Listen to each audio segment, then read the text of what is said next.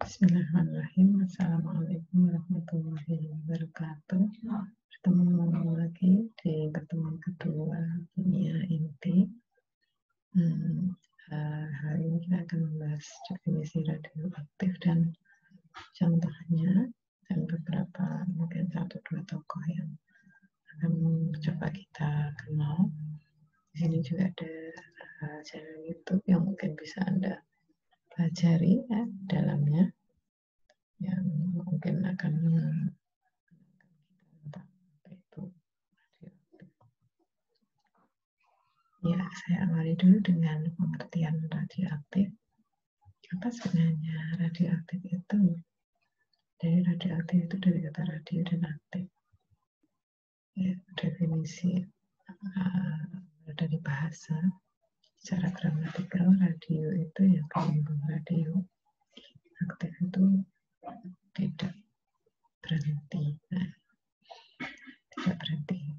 Jadi radioaktif itu adalah sesuatu yang berhubungan dengan pemancaran partikel dari sebuah inti atom. Kemarin kita sudah belajar tentang apa itu atom. Dari mulai pengertian atom itu partikel kecil yang pecah, kemudian atom itu mempunyai elektron yang awalnya itu dianggap seperti kismis ya. Kemudian atom itu ternyata punya inti, dan inti itu punya massa, dan inti itu dikelilingi oleh elektron di lintasan-lintasan tertentu ya. Nah, radioaktif itu mempelajari dari inti atom yang memancarkan partikel tertentu ya. Apa yang dipancarkan? Jadi disebut inti atom yang radioaktif. Kalau inti atom biasa ya, tapi ini inti atom yang radioaktif adalah unsur yang punya inti atom yang memiliki kemampuan memancarkan salah satu partikel radioaktif, yaitu partikel alfa, beta, atau gamma. Kita menyebutnya sinar alfa, sinar beta, dan sinar gamma. Bisa dipahami ya, beda antara inti biasa non-radioaktif dan inti radioaktif. Kalau inti biasa ya seperti unsur-unsur biasa yang dia punya atom, dia punya elektron, dia punya neutron, tapi dia tidak mampu memancarkan partikel-partikel radioaktif seperti alfa, beta, dan gamma. Sedangkan inti radioaktif adalah inti suatu unsur yang dia punya kemampuan memancarkan salah satu partikel radioaktif. Kemudian radioaktivitas itu apa? Ada radioaktif, ini ada radioaktivitas. Radioaktivitas itu adalah kegiatan atau aktivitas peluruhan inti atom yang berlangsung secara spontan, tidak terkontrol, artinya nggak bisa kita hentikan. Kalau dia sudah meluruh, ya meluruh terus, nggak bisa berhenti, dan efeknya adalah menghasilkan radiasi. Kemarin kita belajar di bagian depan dari atom ya, bahwa menurut Rutherford ya, dan Bohr, inti atom dikelilingi elektron. Elektron punya yang namanya apa kemarin? Lintasan elektron ya. Elektron bisa masuk dari kulit luar ke dalam, bisa juga dari kulit dalam keluar ya. Nah, ini bukan elektronnya, tapi inti atomnya yang meluruh. Meluruh itu apa? Seperti gugur gitu ya, seperti gugur. Dia meluruh ya. Ketika inti atom sudah meluruh, dia terus meluruh, tidak terkontrol. Akibatnya apa? Dia menghasilkan radiasi sinar tertentu. Jadi unsur yang memancarkan radiasi akibat peluruhan inti atomnya dinamakan unsur radioaktif. Jelas ya sampai di sini, saya lanjutkan. Nah, kita belajar tentang penemuan gejala keradioaktifan dulu di awal-awal ya. Ini agak panjang. Saya kenalkan dengan mungkin Bapak radioaktivitas, ya, Bapak radioaktif, Bapak kimia inti awal yang menemukan radioaktif, yaitu Becquerel. Mungkin Anda pernah mendengar atau pernah kenal. Kalau kenal enggak? Dengar mungkin ya, mendengar. Jadi sebenarnya penyebutan penemu radioaktif itu Becquerel agak salah ya. Karena Becquerel sendiri itu nama keluarga. Ya. Penemu aslinya adalah Henry Becquerel. Ya, Henry Becquerel ini lahir di Paris. Semua orang tuanya, ya kakeknya namanya ada Becquerelnya, karena itu nama keluarga. Kakeknya itu Antoine, ayahnya Alexander, putranya Jane, panggilannya Han Becquerel. Penemu radioaktivitas namanya Henry Becquerel. Awalnya dia di sekolah di Lycée-Legrand ya, di Paris. Kemudian dia belajar politeknik ya, di École Polytechnique dan École de Bonn Gauthis. Terus tahun 74 Henry menikah. Tahun 1890 dia menikah lagi karena istri yang pertama meninggal saat melahirkan putra mereka. Putranya namanya Han Becquerel. Jadi hati-hati kalau menyebut Becquerel, ini nama keluarga ya. Karena aslinya Henry Becquerel. Nah, bagaimana Becquerel menemukan radioaktivitas? Jadi ini sebenarnya kebetulan ya. Dia bisa menyebut rata-rata penemuan itu kebetulan. Rata-rata hasil riset itu kebetulan. Meskipun tidak boleh seperti itu ya. Karena riset itu harus direncanakan, harus ada hipotesisnya. Harus ada nanti hasilnya seperti apa, perkiraan-perkiraan, harus ada metodenya, itu harus ada. Tapi penemuan radioaktivitas Becquerel ini sebenarnya spontan, dia tidak merencanakan menemukan itu. Dan ini adding value, tambahan nilai bagi orang-orang yang pikirannya itu siap. Jadi kalau kita itu ya ingin ke Jakarta nih, kita kan udah menyiapkan macam-macam. Kalau naik pesawat ya sudah pesan tiket dan lain sebagainya. Pikiran kita siap untuk pergi ke Jakarta. Sama dengan para peneliti, siap menemukan A itu. Untuk pikiran-pikiran yang siap biasanya ada keberuntungan-keberuntungan. Ke Jakarta, rencananya mau pergi ke tempat saudara gitu. Karena dia pikirannya siap, macam-macam yang dia dapatkan. Kebetulan di perjalanan ketemu seseorang ini, misalkan Anda anak SMA itu ya, untuk S1 yang baru lulus, ada orang ngobrol-ngobrol di pesawat atau di bandara, saya punya informasi tentang beasiswa gitu. Anda mau nggak? Saya butuh orang ini. Oh ya saya mau Pak. Bagaimana ininya caranya? Anda bidangnya apa? Saya bidangnya ini ya. Kirim ke sini ini. Waktunya cepat ya. Oke, dikirim, akhirnya keterima. Dapat beasiswa itu kan di luar rencana dari ke Jakarta tadi kan untuk pergi ke rumah saudara. Tapi untuk orang yang pikirannya siap, yang sangat bergerak ya, dia dapat keuntungan-keuntungan seperti itu. Ini yang didapatkan oleh Becquerel. Ya. Sebenarnya lama Becquerel itu udah kita sangat tertarik gitu dengan penelitian-penelitian tentang cahaya. Ya. Awalnya kan tahun 96 ada penemuan sinar X oleh Rontgen itu. Dia sangat tertarik, dia belajar tentang sinar X dan lain sebagainya. Dia ingin tahu apa itu sinar X, manfaatnya apa, kemudian kalau kena tubuh itu bagaimana.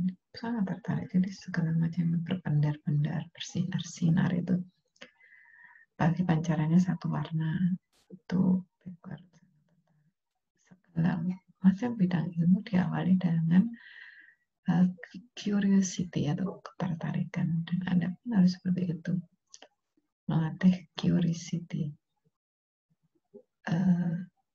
Belajar PIPA yang banyak hal fenomena di dalamnya, ya Anda harus, kalau ingin mendapatkan istilahnya makna ya, atau hasil. Kalau hasil kan mungkin terlalu sederhana, hasil itu ya nilai pekerjaan mungkin nanti. Tapi ini makna. Kalau ya Anda ingin mendapatkan makna, maka Anda harus tertarik. Kalau nggak tertarik, dipaksa untuk tertarik. Kalau Anda tertarik, Anda akan ringan ya mempelajari itu, dan hasil yang Anda dapatkan nanti luar biasa. Ya, ilmu itu diawali dengan curiosity. Bukan kewajiban untuk belajar, bukan tekanan-tekanan untuk dapat nilai lulus cepat, bukan. Itu sudah mendadak menjadi seolah-olah benar, tapi sebenarnya segala macam ilmu itu harus diawali dengan keingintahuan.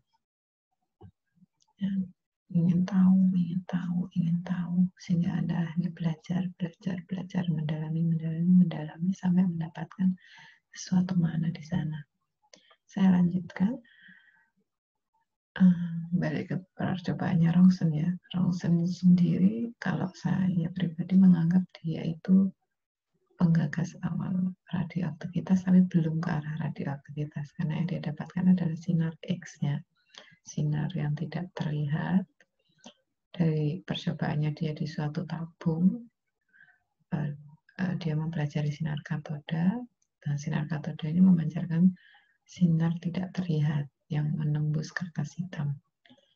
Yang kita kenal sekarang dengan rongsen, lembaran-lembaran rongsen itu kan, kalau ada sinar katoda ditembakkan ke ke organ tubuh, dan nanti pancarannya itu sinar X, bukan sinar katodanya. Sinar katodanya sumbernya sumber cahaya mengenai organ.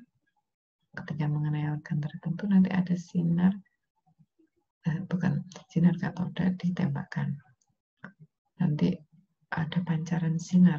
Pancaran sinarnya ini yang digunakan untuk mengecek organ tubuh. Namanya pancaran sinar X, yang dia mampu menembus kertas hitam. Ya, kertas hitam ini kita umpamakan organ tubuh. Jadi imbas dari pancaran sinar X di tabung Crookes itu. Imbas dari sinar katoda itu adalah sinar X. Sinar katoda yang dipedarkan di tabung Crookes akan memancarkan sinar X. Dia tidak terlihat, tapi mampu menembus kertas hitam. Buktinya apa? Nanti ada bukti kertas itu seperti fotokopian gitu, ada bentuk-bentuk hitam yang menggambarkan dari benda yang dia lewati.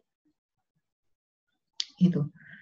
Jadi bukan dari radioaktivitas. Kalau radioaktivitas atau sinar radioaktif berasal dari inti yang meluruh, yang dia menghasilkan radiasi tertentu, dan dia menghasilkan sinar alfa, beta, gamma. Kalau yang ini sinar tidak terlihat, yang mampu menembus kertas hitam. Itu awalnya background mempelajari itu di Akademi Ilmu Pengetahuan, dan mulai nyari info. Apa itu sinar X, apa itu beda dengan sinar pedar ya, fosforensi, fluoresensi gitu, beda nggak itu. Kemudian kira-kira dari garam-garam tertentu bisa nggak memancarkan radiasi seperti sinar X gitu. Dia coba terus gitu, karena yang awal dicoba oleh Ronson kan di sinar katoda dimasukkan ke tabung Crookes ya. Coba itu penelitian awal pakai garam uranium. Ketika diterangi sinar matahari seperti apa. Nah, dia mulai serius, ini Becquerel, Henry Becquerel, tahun 1896, setelah eksperimen dengan garam uranium non-phosphorus. Ya, dia akhirnya sampai pada penjelasan yang benar, yaitu radiasi tembus itu berasal dari uranium itu sendiri, tanpa perlu eksitasi dari sumber energi eksternal. Nggak perlu sinar katoda lagi. Tapi uraniumnya itu kan dia pakai garam uranium non-fosforan, garam uranium murni. Ternyata dia menemukan radiasi uranium ini dari uranium itu sendiri. Sinarnya itu dari uranium itu, bukan eksitasi. Kalau eksitasi dia perlu foton ya, ada benda diberi sinar seperti fosforen gitu. Seperti sepeda Anda di depannya kan ada lampu yang bisa memedar, atau jaketnya APD ya, jaketnya pemadam kebakaran, di belakangnya kalau kena sinar kan dia memancar, itu eksitasi. Karena di jaket itu ada lapisan unsur yang fosfor. Ketika dia kena sinar, dia tereksitasi. Ini mancarnya itu karena disinari. Tapi kalau uranium itu dia melihat garam uranium ini kok bercahaya, padahal dia nggak ngasih center, dia nggak ngasih sinar apapun, tapi dia bercahaya sendiri. Itu awal dia mulai memikirkan. Akhirnya dia Hedwig Berlin melakukan penelitian yang lebih dalam tentang radioaktivitas, ya, termasuk dia mulai meneliti thorium. Kemudian di saat yang hampir bersama ada Marie Curie dan Pierre Curie yang juga meneliti radium dan polonium, ya. Thorium, polonium, radium, uranium, ini oleh 3 orang ini dianggap memiliki sifat yang sama, yaitu menghasilkan cahaya sendiri tanpa perlu disinari. Dan mereka menganggap cahaya itu memang radiasi yang dari dalam. Radiasi itu tembus ya. Radiasi itu tembus, bisa menembus benda-benda.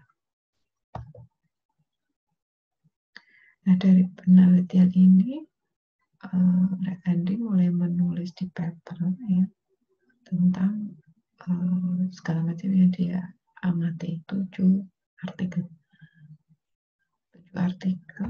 Coba kita perhatikan. Mei 1896 ya, tahun 1896, Mei, Juli, Agustus, September, Oktober, November, Desember. 7 bulan dia bisa menulis 7 makalah. Berarti 1 bulan 1 makalah. Ini luar biasa karena menulis artikel atau makalah yang sampai submit di jurnal. Ini dia publishnya sudah internasional ya, diakui oleh internasional. Itu sulit.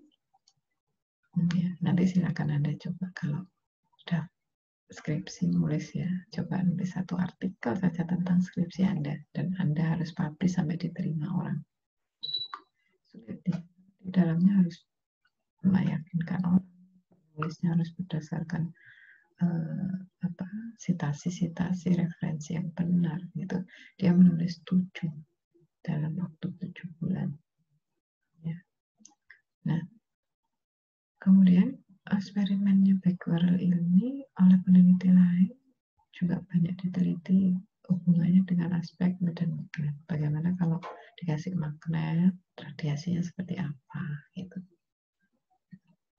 Jadi salah satu hipotesisnya Becquerel, ketika ada zat radioaktif yang berbeda ditempatkan di medan magnet, mereka dibelokkan. Ada yang dibelokkan, ada yang diteruskan. Sehingga nanti ada 3 kelas radioaktif, yaitu kelas negatif, positif, dan netral. Jadi ada ini cahaya radioaktif nih, karena inti atom meluru menghasilkan radiasi. Radiasi ini nanti kalau kena medan magnet, ini medan magnet, ada yang diteruskan, berarti dia mengikuti radioaktif yang kosong. Ada yang dipantulkan, jadi kena inti masanya, dipantulkan, berarti positif. Ada juga yang nempel aja, netral. Seperti itu. Nah, kemudian di tahun yang hampir sama, 1857, Abel Nibs desain Victor juga menyelidiki fotografi. Ini bersama Sevrel ya, bahwa garam uranium itu juga menggelapkan emulsi fotografi. Ini mirip dengan Rawson. Rawson itu kan nggak sengaja menembakkan katoda di tabung ROX. Akhirnya cahaya memudar itu dia beri nama sinar X, dan itu menggelapkan lembar fotografi. Yang garam uranium ini radiasinya coba ditembakkan ke lembar seperti lembaran Rawson itu, dan dia juga sama menggelapkan emulsi. Bedanya apa? Bedanya yang sinar X kan dari katode yang ditembakkan di lembaran tabung ya. Yang ini enggak, ini radiasinya sinar. Jadi ini uranium memancarkan sinar, sinarnya itu menggelapkan fotografi. Ya, jadi dia Victor ini mirip pemikirannya dengan Rawson. Radiasinya uranium itu tidak terlihat dan hasilnya hampir sama. Ya. Nah, si Victor ini mengenal ayahnya Henry Edmond, ya, Becquerel. Jadi Edmond itu pernah menerbitkan buku cahaya, ya, light, its cause and its effect. Cahaya apa sebab dan akibatnya gitu. Halaman 50 jilid 2 itu mencatat si Victor ini mengamati objek yang terpapar sinar matahari dapat mengekspos plat fotografi bahkan dalam kegelapan.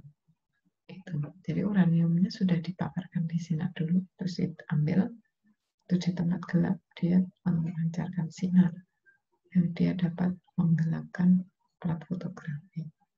Jadi si Edmond biasanya ayah atau bapak orang tua tidak jauh dari anaknya ya, kemampuannya. Edmond ini udah jadi peneliti sebelumnya, udah nulis buku yang fenomenal ini, dilanjutkan oleh anaknya Henry. Nah, ini masih berkaitan dengan penelitiannya Nibs ya, tentang bagaimana uranium itu mendapatkan radiasi, kemudian dia mampu menggelapkan plat fotografi. Ya, dan uranium ini akan semakin tinggi efek radiasinya kalau awalnya dipaparkan di matahari. Ya. Kemudian Becquerel mulai mencoba menjelaskan penemuannya itu di French Academy of Sciences. Apa itu? Jadi ini Akademi Ilmu Pengetahuan Prancis. Isinya itu masyarakat cendekia. Tahun 1600 ya, abad 16 itu didirikan oleh Raja Louis XVI atas saran Colbert. Colbert sendiri ilmuwan saat itu untuk mendorong semangat penelitian di Prancis. Sehingga setelah Louis mendirikan ini, abad 17-18 itu abad-abad sains di Eropa itu sangat tinggi perkembangannya. Ya.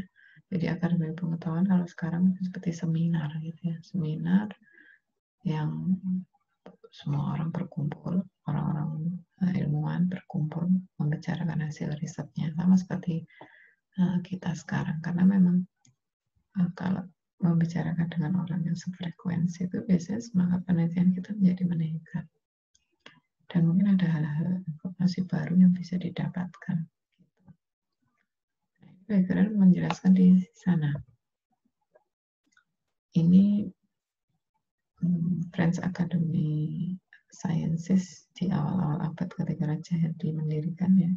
Ini orang-orang cendekia yang kita lihat penggambaran secara ininya, buku-buku ada gimana, ada globe, ada peta, jadi ada apa ini benda-benda gaib biologi. Mereka berdiskusi gitu di sana. Dan memang Ilmu pengetahuan itu diawali dengan membaca dan berdiskusi. Tidak akan bisa kita mendapatkan ilmu pengetahuan kalau nggak membaca dan berdiskusi. Kalau dalam Islam baca perintah awal itu kan ikra ya, bacalah. Ya. Kalau nggak baca kita nggak bisa mengerti. Nah, kemudian di sana di Akademi Sainsis itu Henry mengeluarkan hipotesis ya. Hipotesisnya ditulisnya dengan kata-kata saya. Jadi dia itu kayak nulis diary gitu. Jadi waktu membuat penelitian ya kan dia pakai garam uranium. Ada kerak kristal yang dia namai kalium uranil sulfat. Ya, keraknya ini dihubungkan dengan fotografi, plat fotografi itu. Di kondisi yang sama dan melalui layar yang sama, tapi terlindung dari eksitasi sinar datang dan disimpan di kegelapan. Nah, kerak kristalnya ini waktu disimpan di tempat gelap, di kamar gelap itu, plat fotografinya itu tetap menghasilkan gambar, ya, menghasilkan bintik-bintik hitam itu. Ya, jadi dia berasumsi garam uranium itu menghasilkan sinar, karena sinarnya sendiri kan nggak terlihat. Sinar radioaktif itu tidak terlihat sama seperti sinar X. Awalnya dia di luar masih diberi cahaya matahari. Plat fotografi yang platnya itu kayak ngupeng gitu, yang melapisi ini plat, tengah-tengahnya dikasih garam. Jadi kayak gelas, tengahnya dikasih garam. Gelasnya gelas fotografi, jadi plat plastik itu. Ditaruh di luar, platnya tetap ada hitam-hitamnya. Ditaruh di kamar, diberi plat yang baru, platnya juga hitam. Nah, ini penemuannya dia. Labnya sederhana ya, mungkin seperti lab kita, malah lebih bagus lab kita, karena ini kan bayangkan itu abad 18 ya, abad 18 ya, isinya meja, tabung-tabung, rak gitu. Nah, ini plat yang dia teliti itu, dia memasukkan garam uranium di sini, kalau di tengahnya, di dalamnya sudah disediakan plat fotografi seperti lembaran plastik ronsen itu, sangat sederhana. Nah, akhirnya dia membuat penelitian yang lebih terperinci. Dia sampai menulis harinya ya. Hari Rabu tanggal 26 dan hari Kamis tanggal 27. Matahari itu terbitnya sebentar-sebentar. Di Sandy itu menyiapkan peralatan, koper, terus laci yang gelap.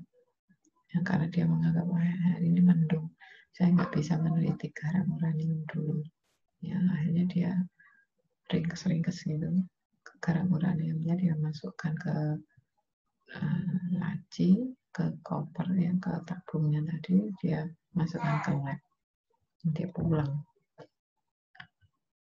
Namun akhirnya tanggal 1 waktu dia masuk ke labnya lagi, dia menemukan plat fotografinya itu ada gambarnya meskipun lemah, tapi siluetnya sangat tinggi.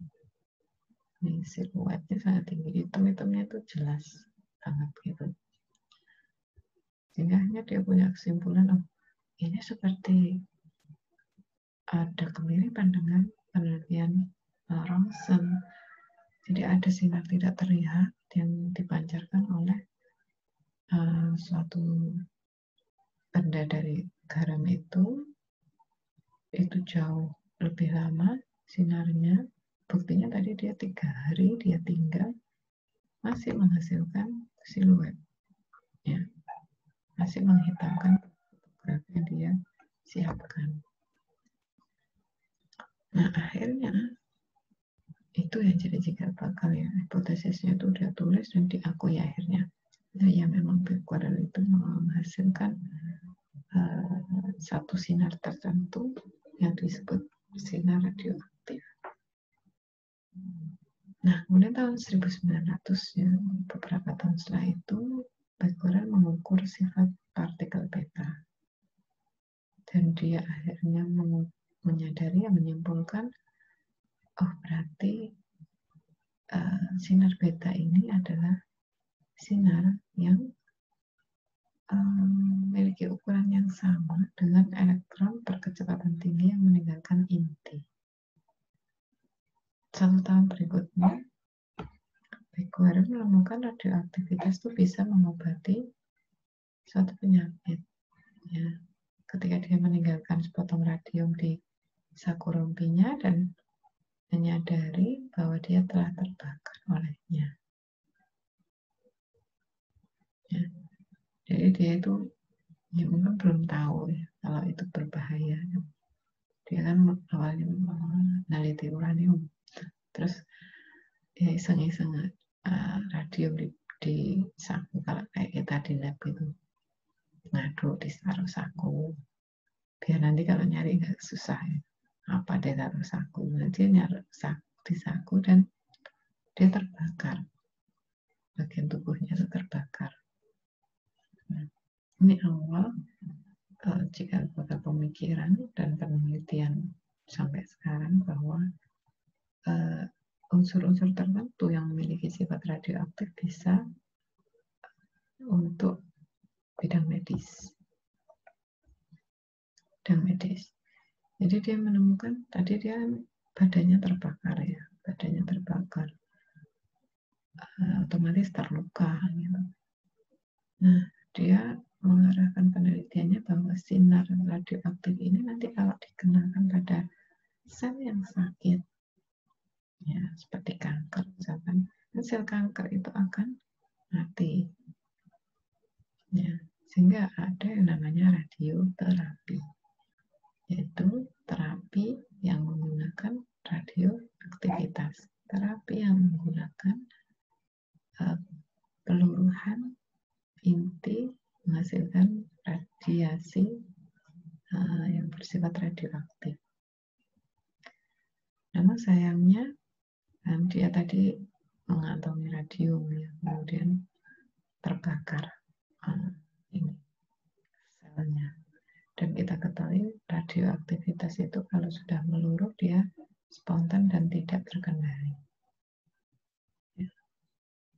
Selang berapa 8 tahun setelah itu dia meninggal. Ada banyak luka bakar yang serius ya, dan banyak yang memperkirakan itu karena radioaktivitas yang berada di dalam tubuhnya. Ya, radiasi itu tidak berhenti.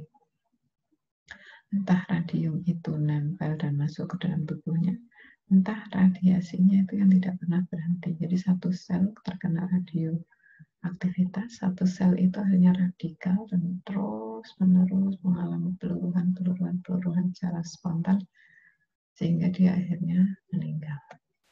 Dan sampai sekarang ya, di semua lab-lab yang menggunakan radioaktivitas seperti lab nuklir dan lain sebagainya, tidak akan mudah kita masuk ke dalam lab yang sedang mengalami peluruhan.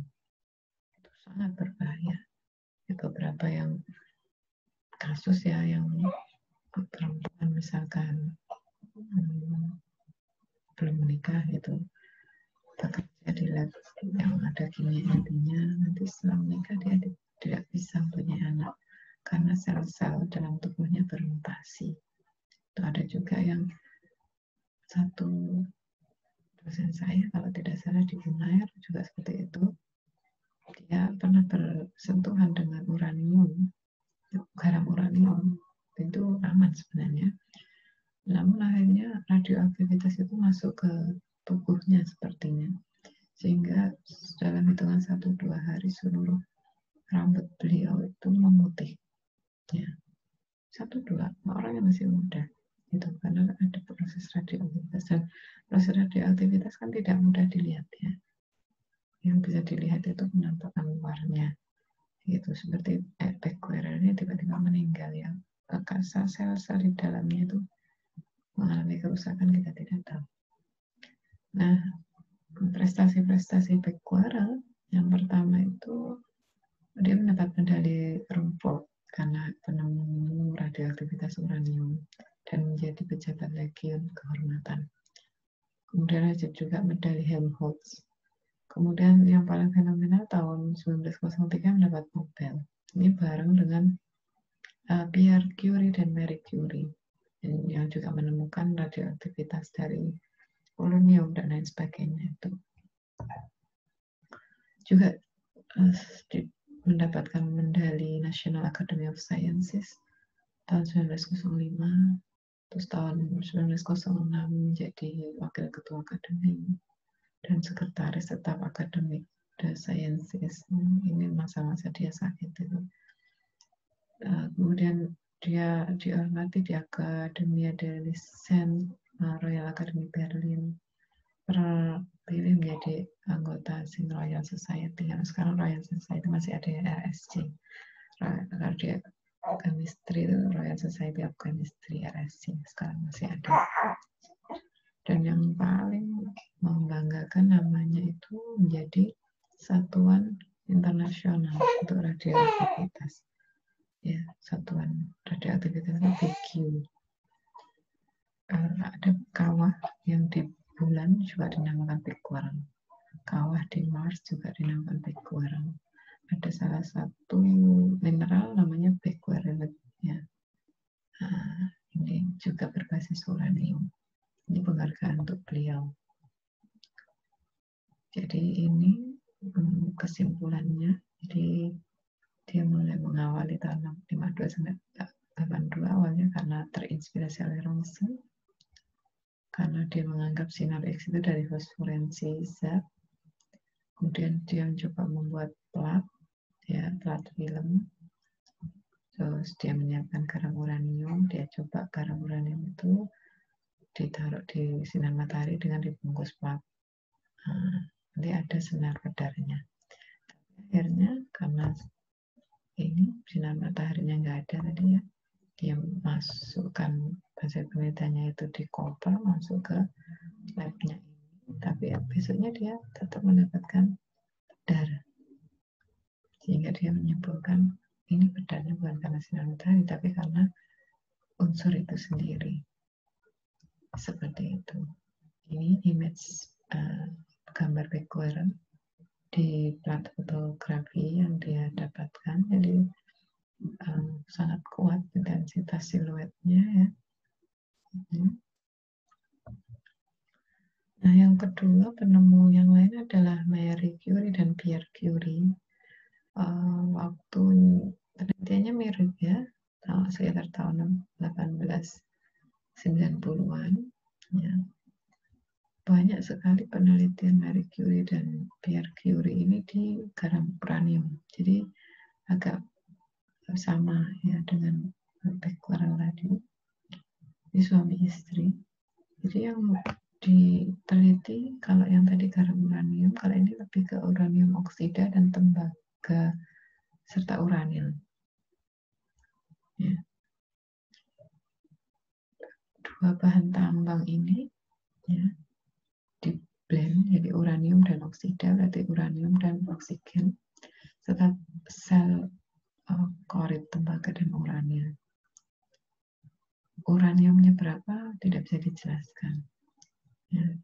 Sama ternyata hasilnya dengan Big-Worm bahwa tembaga uranil atau uranium oksida ini menghasilkan sinar tertentu. Yang sinar tertentu itu menghitamkan plat fotografi, jadi menembus.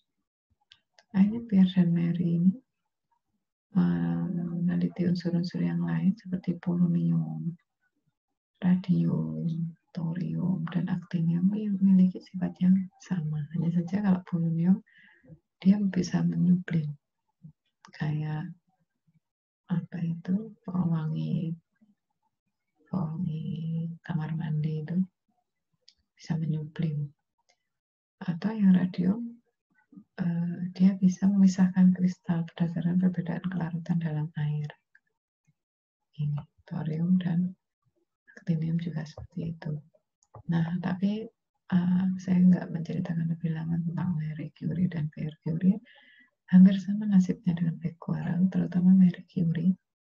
Ya, karena meneliti radioaktivitas lama dan Saya pasti dulu belum ada APD karena tidak tahu, karena radioaktif ini pancarannya sampai ke dalam tubuh kita gitu kan. Ya, Marie Curie meninggal dunia, ya, sel-selnya sudah terimbas oleh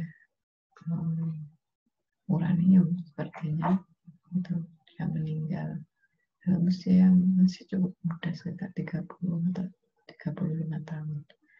Tapi jasanya luar biasa. Jadi dia, Mercury, Pierre Curie, dan Warren memberikan banyak sekali manfaat dari penelitiannya. Sampai sekarang radioaktivitas dipakai di bidang kesehatan ya, untuk kemoterapi.